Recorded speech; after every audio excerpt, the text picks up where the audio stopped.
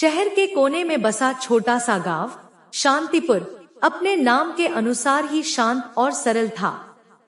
वहां के निवासी बड़े साधारण और मेहनती थे।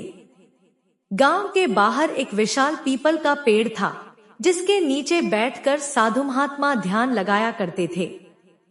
उसी स्थान पर सद्गुरु अनंतनाथ जी का आश्रम था। सद्गुरु अनंतनाथ जी अपने करुणा, सादगी और दिव्य उपदेशों के लिए प्रसिद्ध थे। कहते थे कि उनकी रहमत से बिगड़ी तकदीरें संवर जाती थी। गांव के पास ही एक निर्धन परिवार रहता था, जिसमें रामलाल, उसकी पत्नी सीता और उनकी 8 वर्षीय बेटी गुड़िया शामिल थे। रामलाल मेहनत मजदूरी करके अपने परिवार का पेट पालता था, लेकिन गरीबी ने जैसे उनके दरवाजे से दोस्ती कर ली थी। गुड़िया बचपन से ही बहुत बीमार रहती थी। उसकी हालत दिन ब दिन बिगड़ती जा रही थी। सीता हर दिन भगवान से प्रार्थना करती, लेकिन उनकी बेटी की सेहत में कोई सुधार नहीं हुआ। रामलाल ने गांव के डॉक्टर और वैद्य से इलाज कराया, पर सब व्यर्थ रहा। एक दिन गांव के मुखिया ने रामलाल से कहा, रामलाल, तुमने सद्गुरु अनंतनाथ जी से मदद मांगी? रामलाल ने सिर झुकाकर कहा, मुखिया जी, मैं गरीब आदमी हूँ।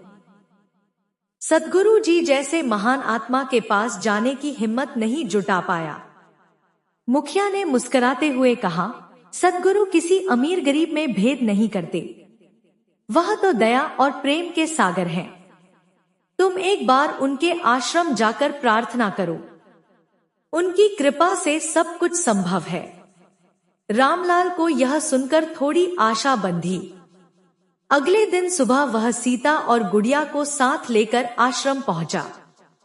आश्रम में बहुत सारे लोग सद्गुरु जी के दर्शनों के लिए एकत्र हुए थे। सद्गुरु जी एक साधारण धोती और कुर्ता पहने, गहरी आंखों में करुणा लिए हुए भक्तों से मिल रहे थे। रामलाल और उसका परिवार उनके चरणों में गिर पड़ा। रामलाल ने रोते हुए अपनी व्यथा सुनाई, गुरुदेव, मेरी बेटी दिन प्रतिदिन कमजोर होती जा रही है। मैं हर संभव प्रयास कर चुका हूँ, लेकिन कोई लाभ नहीं हुआ। कृपया हमारी मदद करें। सद्गुरु जी ने मुस्कुराते हुए गुड़िया को देखा। उनकी आंखों में एक अजीब सी चमक थी।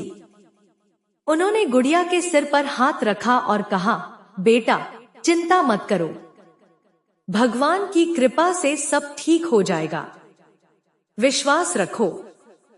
सद्गुरु ने रामलाल को एक कटोरी में गंगाजल देते हुए कहा, इस जल को 3 दिन तक गुड़िया को पिलाओ और रोज सुबह ईश्वर का नाम लेकर 11 बार यह मंत्र जपो, नमः सद्गुरुवे। रामलाल ने आदरपूर्वक जल और मंत्र ग्रहण किया। रामलाल और सीता ने सद्गुरु जी की आज्ञा का पालन किया। 3 दिन के भीतर ही गुड़िया की हालत में चमत्कारिक सुधार हुआ। वह जो महीनों से बिस्तर पर पड़ी थी, अब धीरे धीरे चलने लगी। उसके चेहरे पर रंगत लौट आई। गांव के लोग इस बदलाव को देखकर हैरान रह गए। एक दिन गुड़िया ने अचानक कहा, पिताजी, मुझे स्कूल जाना है। यह सुनकर रामलाल और सीता की आंखें भर आईं। वह दिन उनके लिए किसी त्योहार से कम नहीं था। गुड़िया के स्वस्थ होने की खबर पूरे गांव में फैल गई। लोग सद्गुरु जी की रहमत की कहानियां सुनाने लगे। कई लोग उनके पास अपने दुख दर्द लेकर जाने लगे। आश्रम में भक्तों की संख्या बढ़ती गई। गांव के एक वृद्ध, जो पहले सद्गुरु जी पर विश्वास नहीं करते थे, रामलाल के पास आए और बोले, रामलाल, यह चमत्कार कैसे हुआ? क्या यह सचमुच सद्गुरु की कृपा है? रामलाल ने विनम्रता से कहा, बाबा जी, मैं सिर्फ इतना जानता हूँ कि हमारी बेटी को जीवनदान सद्गुरु जी की कृपा से मिला। वह सचमुच ईश्वर का रूप है।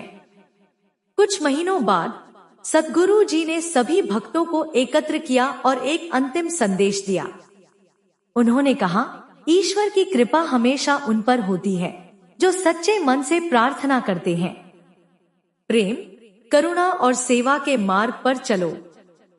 किसी को कष्ट मत दो। याद रखो, सच्चा धर्म दूसरों की मदद करना है। उनके इस उपदेश ने गांव के लोगों के दिलों में गहरी छाप छोड़ी। सभी ने तय किया कि वे सद्गुरु जी के दिखाए मार्ग पर चलेंगे। गुड़िया पूरी तरह से ठीक हो गई और उसने गांव के स्कूल में पढ़ाई शुरू कर दी। रामलाल ने भी मेहनत मजदूरी के साथ सद्गुरु के उपदेशों का पालन करना शुरू कर दिया।